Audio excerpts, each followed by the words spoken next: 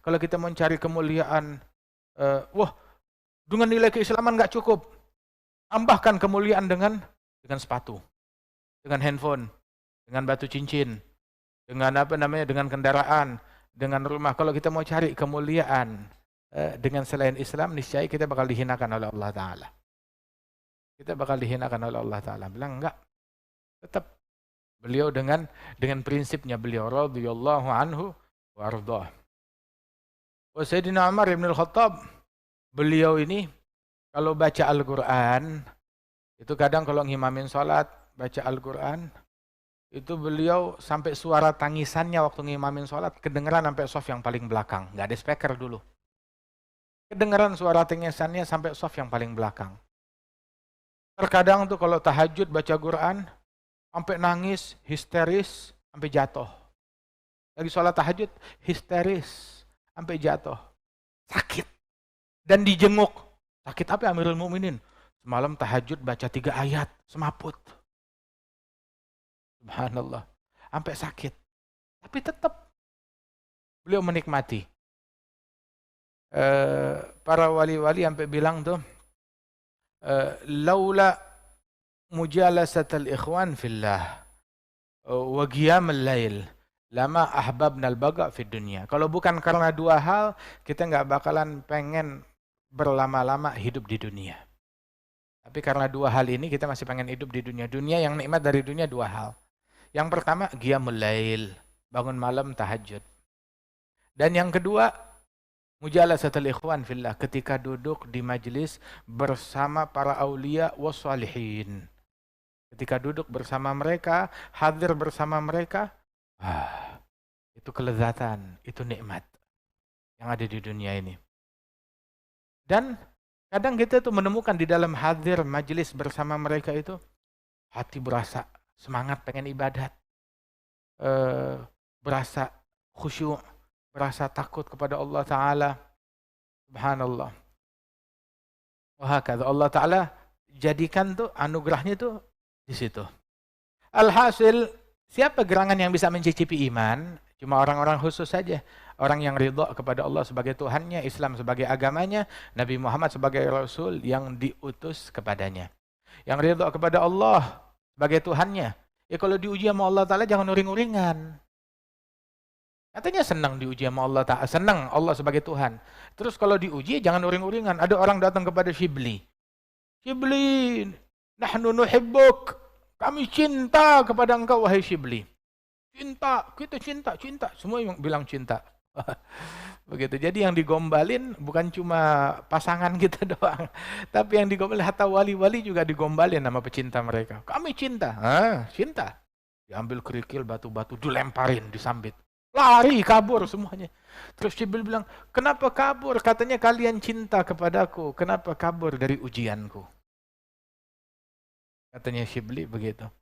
Ada sebuah pepatah Arab itu bilang darbul habib alaz minaz zabib. Pukulan kekasih lebih enak daripada lebih lezat daripada daripada anggur ataupun daripada kismis. Kata pukulan kekasih itu lebih enak. Nah begitu juga ujian dari Allah Subhanahu wa Ta'ala. Ujian dari Allah Subhanahu wa Ta'ala. Kalau cinta sama Allah Ta'ala, ridha kepada Allah, diuji sama Allah Ta'ala, sabar, terima. Syukur. Nggak bisa syukur, ya sabar. Jangan komplain. Jangan ngaduin Allah kepada orang lain. Sampai sebagian orang tuh, ada orang curhat. Dapat gangguan misalkan. Diganggu, sebel sama suaminya, sebel sama istrinya, curhat ke orang, suami saya begitu, istri saya begitu. Banyak gak yang begitu? Kalau kampung sana sih banyak, kampung sini nggak ada. Ngadu begitu. Kan itu nggak baik yang seperti itu. Nggak bagus. Itu mengkhianatan yang terbesar. Nah begitu juga ketika ngaduin Allah, ketika diuring-uringan dengan ujian dari Allah Ta'ala. Allah nih, saya diuji, dikasih penyakit sama Allah. kayak dikasih krisis ekonomi, dikasih masalah ini, dikasih musibah ini, komplain kepada Allah Ta'ala. Nah itu sebagian solihin sampai kalau dia sakit nggak mau ke dokter. Orang soleh, kalau saya sih ke dokter tetap. Orang soleh sampai nggak mau ke dokter. Bilang, kenapa nggak mau ke dokter? Dia bilang, saya mau ngaduin Allah ke dokter. Dia bilang, dokter, saya disakitin sama Allah. Saya dibikin demam sama Allah. Begitu. Akada. Ada satu orang minas salihin, dia sakit minal aulia. Saat dia sakit dibawain tabib, dokter ahli Nasrani, kebetulan agamanya. Enggak apa-apa sebenarnya, boleh-boleh aja. Itu dokter nanya, "Bapak sakit apa? Apa yang Bapak rasakan?" Diam aja. Saya baik. Apa yang Bapak rasakan? Enggak. Saya udah dibawa, ini anak Bapak bilang katanya Bapak sakit. Apa yang Bapak rasakan? Enggak. Pulang tuh dokter, "Abah kenapa Bapak enggak bilang sakitnya apa?" Masa iya saya mau ngaduin, mau komplain Tuhan saya kepada musuhnya Allah? Saya mau komplainin Allah kepada musuhnya, saya enggak mau. Enggak mau komplain. Allah kalau nguji hambanya, man radhiya falahu ridha, wa man sakhita fa alaihi sakhat. Allah kalau nguji hambanya, barang siapa yang ridha kepada ujian Allah, maka dia dapat ridhanya Allah. Yang murka dapat murkanya Allah. Jangan uring-uringan. Emang kalau kita uring-uringan, kalau kita ngadu, kalau kita curhat, menyelesaikan masalah. Kata siapa? Menyelesaikan masalah. Katanya Imam Al-Haddad itu bilang, "Fama jaza'ul insan fi halatil bala siwa ta'abin fil hal yadhhabu bil ajri." Tidaklah keluh kesah seseorang tatkala dia dapat ujian, bala, musibah dari Allah, melainkan nambahin kesusahan, ngilangin pahala. Dia uring-uringan, marah-marah, ngamuk-ngamuk. Terus kalau kamu ngamuk, sakitnya sembuh? Enggak. Kalau ngamuk, marah, nangis, yang ada pusingnya tambah pusing. Tambah banyak yang dirasain. Penyakitnya segitu-segitu juga.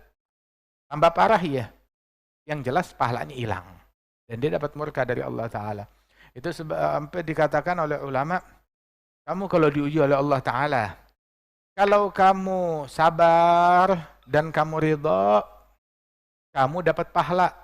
Musibah jalan terus. Kalau kamu marah, ngamuk-ngamuk, uring-uringan, kamu dapat dosa. Musibah jalan terus. Mendingan ya, dalam dua keadaan tersebut, takdir Allah tetap jalan terus, tapi takdir jalan kita dapat pahala. Daripada kita uring-uringan, takdir tetap jalan terus, kita dapat dosa. Jadilah orang yang cerdas di dalam keadaan apapun yang menimpa dia. Kalau Allah Tuhannya kita, ya ridha. Ridha dengan takdirnya Allah, dengan ketentuan Allah. Ridha dengan takdirnya Allah kalau ditimpa ujian, musibah, bencana, penyakit, krisis ekonomi dalam masalah duniawi. Tapi bukan berarti dia maksiat, dia bilang, saya ridha kok saya maksiat. Saya ridha ditakdirkan sebagai peminum atau sebagai narkoba atau terjebak dalam itu bukan ridha itu namanya. Ini kan takdirnya Allah. Orang yang kayak begitu ditampar, bilang, "Lu kenapa ditampar?" Takdir. Dikemplang, takdir. Itu mempermainkan takdir. Merujuk kepada takdirnya Allah Ta'ala ketika ditimpa dengan penyakit, musibah, bala, bencana duniawi. Tetapi dalam masalah akhirat, jangan dia berbicara tentang takdir. Kenapa enggak sembahyang? Kan udah takdir. Kenapa enggak puasa? Sudah takdir. Nah, itu namanya mempermainkan hujjahnya Allah Subhanahu wa Ta'ala kepada hambanya. Dzaqa ta'mal iman man radhiya billahi rabban wa bil islami dina. Kita rela Islam sebagai agama, jalanin. Jalaninnya jangan setengah-setengah, totalitas. Udkhulu fis silmi kafah. Ini kagak, kita jalanin Islam di mana? Di masjid. Sholat pakai mukena. Ketemu orang laki, ya, ketemu tukang sayur pakai baju tali. Islamnya cuma di masjid doang. Di rumah nggak ngejalanin Islam. Jalankan agama Islam. Tuhan kita bukan cuma di masjid doang. Di rumah kita juga ada Allah. Di jalanan juga ada Allah. Tiap saat, tiap waktu Tuhannya adalah Allah. Dimanapun juga Tuhan kita adalah Allah Subhanahu wa ta'ala. Banyak orang jalanin syariat Islam kalau lagi ada yang meninggal. Ada yang meninggal, jalanin syariat Islam. Tahlil, yasin, kafanin dengan benar sesuai syariat Islam, kuburkan sesuai syariat Islam, sholatin sesuai syariat Islam, ya kan? Pokoknya kalau kematian jalanin syariat Islam. Kalau kawinan nggak pakai syariat Islam. Emang kalau kematian Tuhannya Allah, kalau kawinan Tuhannya beda? Kan sama, tetap Tuhannya Allah Ta'ala. Mau acara pesta, mau acara kematian, acara suka, acara duka, Tuhannya Allah. Jalanin Islam. Jalanin Islam. Ini kagak. Giliran hadir acara berkabung, pakai kerudung rapi, tutup aurat, begitu. Nggak pakai baju yang ketat-ketat dan macem-macem. Ya. Tapi giliran kawinan pakai baju pesta. Udah rambut diurai kemana-mana. Rumah yang kamu bikin pesta di situ, besok atau lusa bakal menjadi rumah kematian. Hitung aja kira-kira berapa jenazah yang keluar dari rumah tersebut. Jadi kalau mau bikin pesta, pikir. Sesuai syariat Allah atau enggak? Pikir. Ingat, rumah yang kita bikin pesta, gelak tawa di situ, dari rumah yang sama bakal digotong berapa jenazah. Hitung aja, penghuni rumahnya ada berapa. Hitung. Sekian jenazah bakal digotong dari situ. Tempat ditaruhnya, wah, tempat dansanya, tempat keranda jenazah. Pikir, kayak begitu.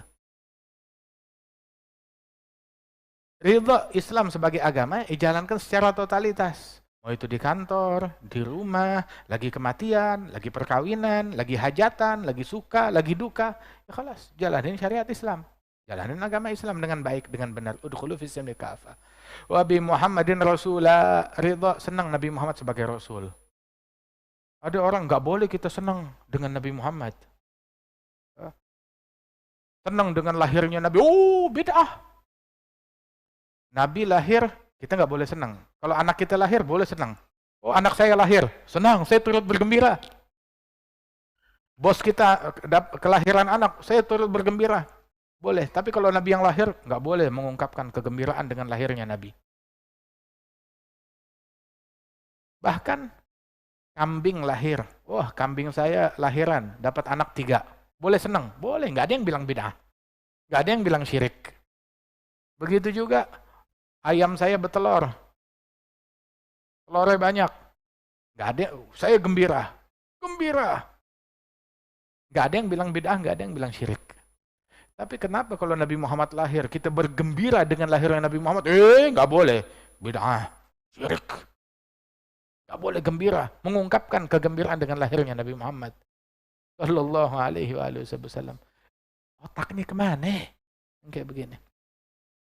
Bergembiralah dengan Rasulullah Sallallahu alaihi wasallam. Ridha, senang, gembira Nabi Muhammad sebagai Nabi yang diutus kepada kita. Karena ridha dengan Nabi Muhammad sebagai utusan, makanya banyak sholawat kepada Nabi. Ikutin sunnahnya Nabi dan akhlaknya Nabi. Kemudian juga cari tahu Nabi ngomong apa ya. Ada statement nggak dari Nabi? Ketika ditimpa suatu kejadian, ada nggak omongan Nabi yang berkenaan dengan kejadian ini? Dia merujuknya ke situ. Merujuknya ke situ. Banyak mengulang-ulang, banyak menyebut, banyak menceritakan, banyak mengkaji ucapan dan sabda Rasulullah Sallallahu alaihi wasallam.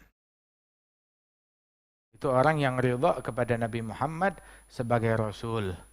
Itu sebagian orang tuh saking cintanya sama Nabi Muhammad,